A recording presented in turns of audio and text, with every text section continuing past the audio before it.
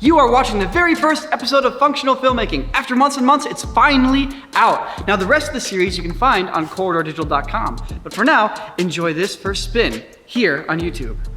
Camera technology has fascinated me for as long as I can remember. The power to visually capture and replicate a moment in time would be considered magic a few hundred years ago. And here we are, now trying to keep our cats in focus as they chase after a laser. One of the things that excites me most about cameras is how quickly they are changing. Whereas most century-old inventions have settled into their ideal form, cameras are receiving incredible, redefining developments every year.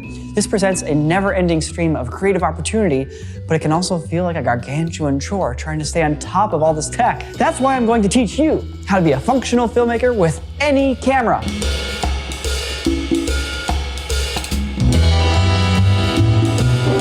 Since starting in the year 2000, shooting videos with Sam on an old Canon GL1, I've had the opportunity to work with hundreds of different imaging devices.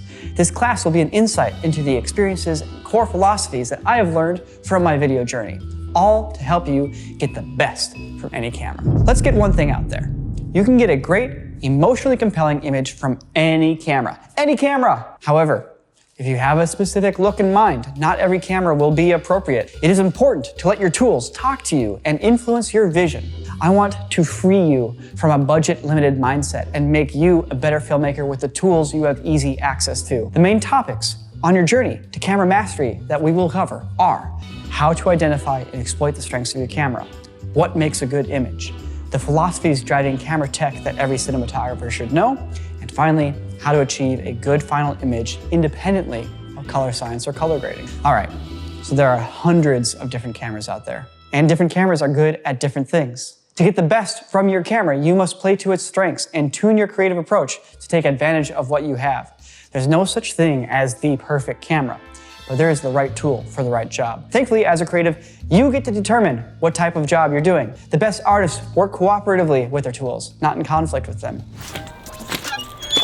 No, this isn't an ad. I just want to tell you why functional filmmaking is so cool. First of all, we have 4 more exclusive episodes coming out on corridordigital.com, and this entire show was made possible through the financial support of our website subscribers. No ads, no third parties, nothing like that, and that's what makes corridordigital.com so special. Sam, no, I got this, man. Don't take that. No, that's so they know that the timer, Okay, hold on. Sam, what are you... Shush! Golly. All right, so how do you identify the strengths of your camera? Before we can go any further, we need to establish our goal. We're trying to make a good image. But what makes a good image? For this class, I'm going to define good as emotionally compelling. Images can serve a lot of different purposes. That's not to say that visual beauty isn't important, but the thing we want most is for our image to create an emotional response. It's the exact same philosophy that a composer would apply when writing their music for the score of a film. How do we make emotionally compelling images? Well, we do that through combining 3 techniques: presenting story information in a shot, movement, and visual beauty. All right, so let's start with the first step. There's a very simple and easy trick I use to test if a shot is conveying the story correctly. Here's how it works. First, verbally define exactly what the single shot is going to communicate to the audience. Do this in a single sentence. For example, Sam opens the door to the pitch black room and turns on the lights, revealing an alien body. If we are to communicate this in one shot, we need to see a pitch black space, we need to see Sam open a door to that pitch black space, we need to see him perform the action of turning on a light, and once the light comes on, we need to see the alien body. In that order. So now try to imagine a single shot that can convey all of that. Visualize how it plays in your mind. Where's the camera? Where is Sam? How do you show the dark room and reveal the alien? There's no wrong answer yet.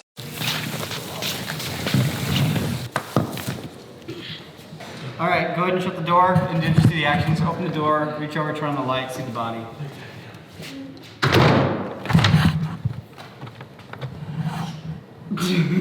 So we're gonna cut the light down. Kill those guys, that guy in the back there. So what do you think is best for the episode? Because I can shoot this on my phone, it'll look fine. A successful take on the iPhone and do a successful take on the Red. Yeah, the HDR recording format makes the iPhone look really nice. The shot still takes, I'm gonna shoot the shot both on the Red and my phone. Just kind of show that you can get something great with both options. Thank you. This is a shot that's very story-based, and I think it's a great example because it can be good on any camera. The shot itself just has to be good, and then it'll read great on any camera. Sam opens the door to the pitch black room and turns on the lights, revealing an alien body. Oh my God! All right, so now how do we know if your concept of the shot will work? That comes down to the next step. Pull out a stopwatch and say out loud the information you are communicating, the sentence that we came up with, and time how long it takes to say it. Boop. Sam opens the door to the pitch black room and turns on the lights, revealing an alien body. Boop. All right, if the time it takes you to say the sentence is faster than the shot, it's a sign that your shot is paced too slowly or that you're adding information that is unnecessary. If the timing lines up and your shot visually communicates your sentence, well then congratulations. Your shot is presenting information for the story and it's paced perfectly. Now, there's a key difference between photography and cinematography. Any guesses as to what that might be? Movement.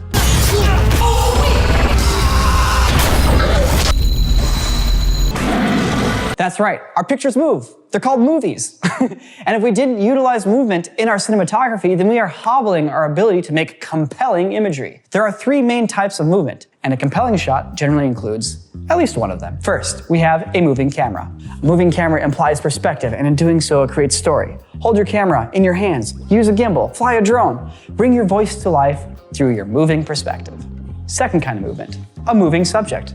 Let your subject shift positions in the frame, moving from point A to point B and not just occupying one spot. This gives the subject life and intention. And the third type of movement is a moving environment. Think snow falling or leaves moving in the wind, or even looking out a car window as the world goes by. This makes the space come to life. So movement, by its nature, communicates new information as time progresses. And this is the fundamental tool for creating a story. How you use movement in your shot is crucial, and even the worst video cameras still capture movement in pretty much the exact same way as an expensive camera. That said, different cameras move in different ways, and the type of movement you do with your footage is a vibe. The movement in our world's longest lightsaber video is very different from the movement in Shadow of Mordor. And they both speak to the story, one being reality captured on a phone with some friends, the other being a cinematic entry into the Lord of the Rings universe. So at the end of the day, every camera provides you an opportunity for interesting movement, and taking advantage of interesting movement will make your footage look great. This finally brings us to the last part of creating an emotionally compelling image. This step is often prioritized first in many people's minds, though I often find it to be the least important of the three: visual beauty. Now, discussing cinematography tips to get a beautiful image is something that could cover a whole season's worth of functional filmmaking videos. But that's not my goal here. I'm striving to teach you how to get the best out of any camera. So with that said, let's give an overview on visual beauty. Beauty is generally defined by what the eye is instinctually wired to see, such as bright objects, colors, movement, human faces, bodies, hands. Knowing this, build your image to focus our attention on what matters. Lighting and angles are your key tools for constructing a composition, and how your camera captures light, lines, contrast, and color will greatly influence this. A shot that utilizes those four elements should be aesthetically strong, regardless of the camera you're using. So let's talk about them. First off, we have light. Now, because this is not a lighting class, I'll be saying criminally few words on the power of light. Our brains need directional light to understand the form of objects and their three-dimensional shape. And when it comes to getting the best out of any camera, you should know that you need to be hitting almost everything in your scene with some light. Even dark areas will benefit from having a couple of photons bouncing around. To your camera, be it a phone, GoPro, DSLR, whatever, light equals data. If you want detail, then your camera needs data, and that means light. Even shadows have detail. So get some photons up in your scene. All right, lines. Lines guide the eye, and your vision instinctually travels along them like a water slide. Our eyes are hardwired to see lines in the world around us, and our brains turn those lines into forms, and those forms into symbols, and those symbols into information. Lines are everywhere, and you will manipulate them through lighting, angles, and your set design. Use them to point us at things that are important. Use them to focus our attention. There's a reason why the edge light is one of the most powerful lighting tricks to make an image look pretty and captivating. Contrast is the next tool you have in your arsenal. How do you separate foreground and background? How do you make something seem bright or dark? How do you perceive form and shape? Well, the answer lies in contrast. For you to know that something is bright, you need to see something that's dark as a point of reference. If you want to bring attention to an element or an idea in your frame, adding something there to contrast against it will do the job. Color is the final tool we have in our arsenal. Color brings to mind certain emotions, and they can highlight our attention through contrast as well. Now, oftentimes movies that we think are colorful are very frequently just monochromatic, but the whole image is tinted a certain color to inspire an emotion. Keep in mind that while you can get as stylized as you want with your colors, people often prefer to see skin tones as they naturally are, which is a basic orangish hue. Hey guys, it's me again, back for another ad break.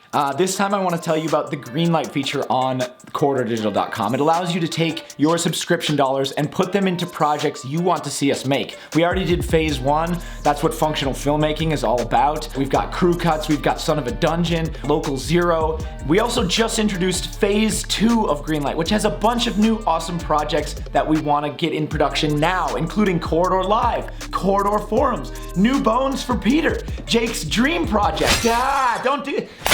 My dream project. He just ruined my dream project. Now that we've defined what makes a good image, how do we get that from any camera? Well, by understanding the strengths of our particular camera. A good craftsman lets their tools influence their work. So how do we get your camera to influence your image? Well, first, put the camera in your hands, even if it's just a phone.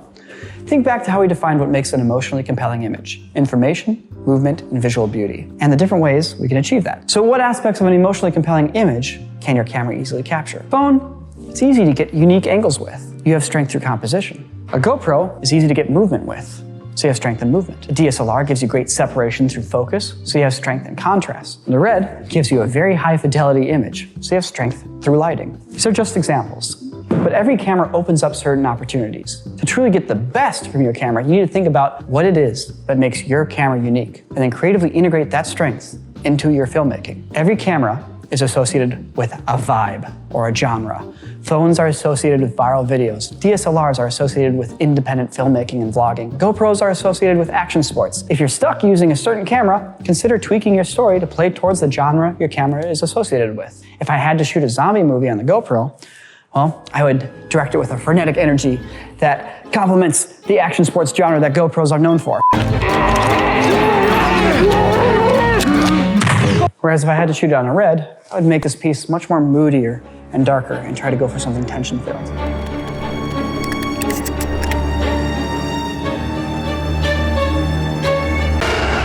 Now, if you tried to shoot the moody and dark version of the zombie movie on a GoPro, well, your camera strengths would not really support the elements you need to capture that appropriate emotion.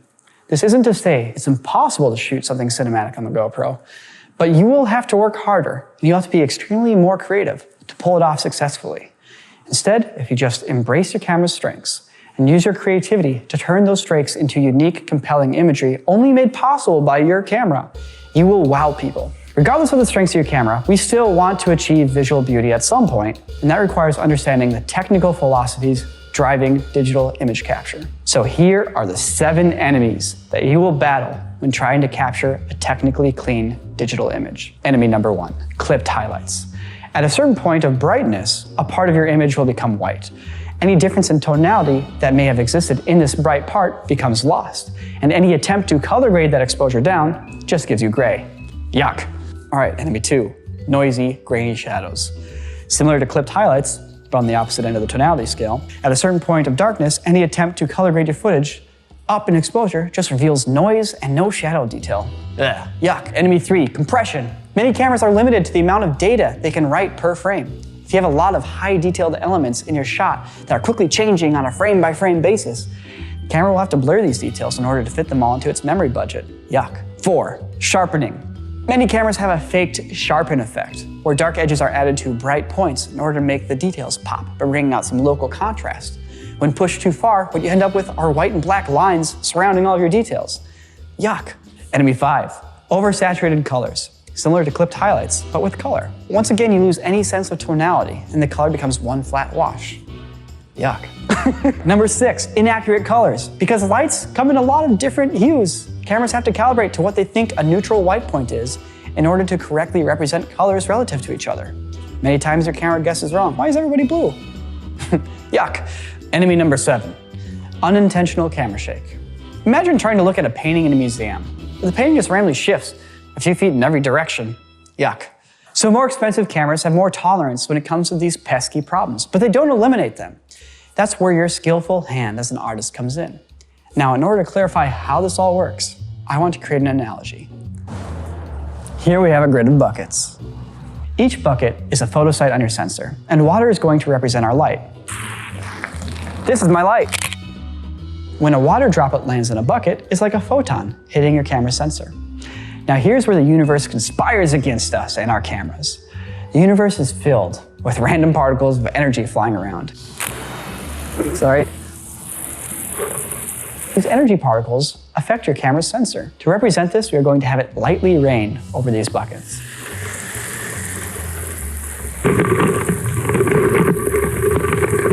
So now these buckets are out in the rain, slowly filling up with water, even though we haven't even shined a light on them yet. So now I'll turn on my light, which is represented by this hose, and shine it on the camera sensors.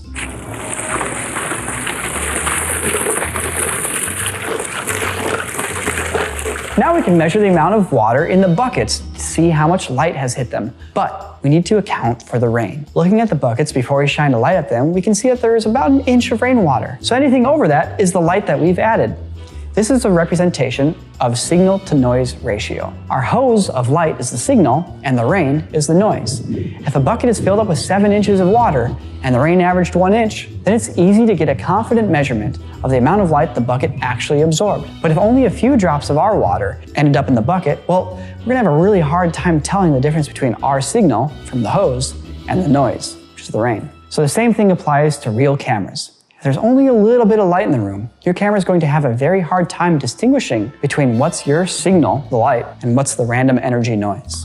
Therefore, if you want to get a good image with your camera, you need to give your scene enough light that you are above the signal to noise ratio. Better cameras have better signal to noise ratios and require less light to get a clear image.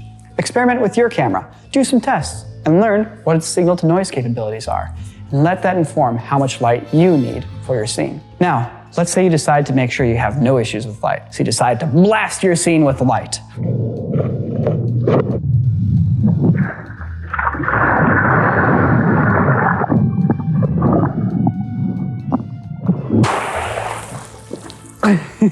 I lit your scene. Great, now you've created another problem. Your buckets are full. You can't tell if you dumped 1 gallon or 10 gallons of water on your buckets because at a certain point your bucket can't fill up anymore. This is an analogy for highlight clipping, also referred to as blowing out your whites. Now, this is one of your greatest enemies when it comes to shooting digitally. And it's a challenge because you need to bring enough light into your scene to rise above that noise floor, but not so much light as to fill up your bucket all the way and clip the brightest parts of your image. The amount of water that we can measure between our noise floor and when the bucket is full is referred to as our dynamic range. If we replace our buckets with tiny little cups, we suddenly find ourselves with a very difficult challenge.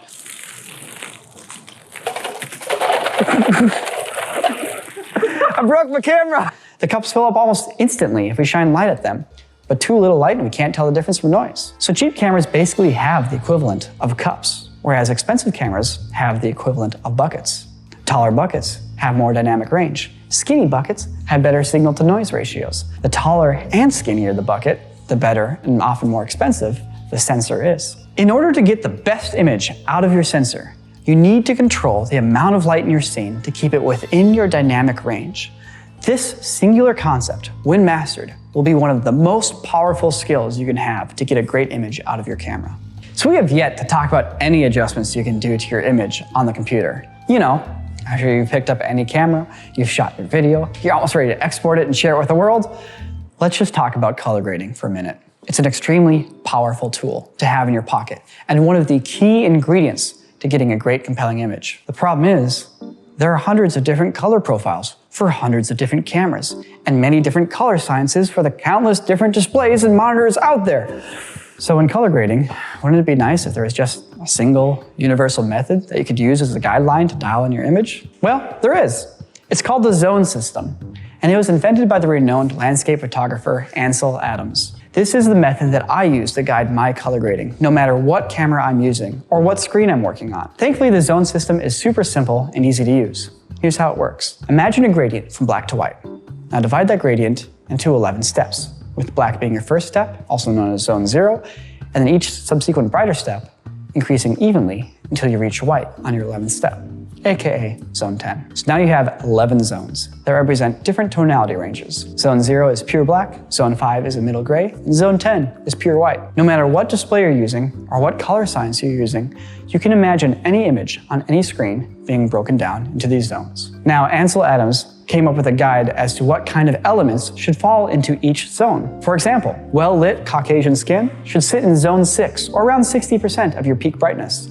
Shaded leaves should sit around zone 4, about 40% of your peak brightness. And a clear north sky should sit right in the middle at zone 5. Now, there are different tools one can use to measure this as well. You can look at a waveform to see where the brightness sits for different parts of your image. Or you can even use an eyedropper to measure the brightness of a single pixel. You can even imagine a histogram being divided into 11 parts to see where the tones of your image fall. If you're fortunate enough to access these tools in your camera directly while recording, I highly recommend utilizing them. And this will let you apply the zone system before you even get to color grading. The likelihood of your image looking great and compelling will almost appear effortless. If you follow these guidelines for every shot, you'll end up with a very consistent look, and the tones will follow a well-defined system that the human eye genuinely finds pleasing. Effectively, we're just applying our color science of our eye, the main color science that we need to keep in mind. So these are the driving philosophies and techniques that I apply to my camera work, regardless of the type of camera that I'm holding in my hand. These philosophies will give you a strong first step to capturing a beautiful image and will only set you up for more rewards should you invest the time to learn the technical specifics of your camera system.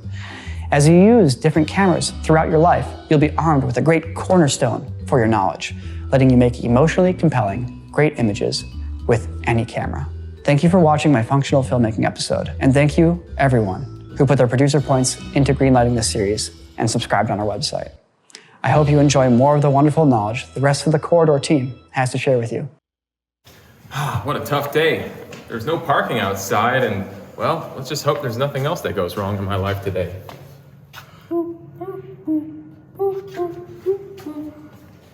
Dang it. Oh, there we go. Oh my God! Is that an alien body? Okay, I'm gonna try to make this quick because I think Sam's getting the chops for it. But anyways, there's no time like right now to sign up for CorridorDigital.com, okay? We've got 4 new features on the Greenlight page. We've got Peter's Smush Bread today.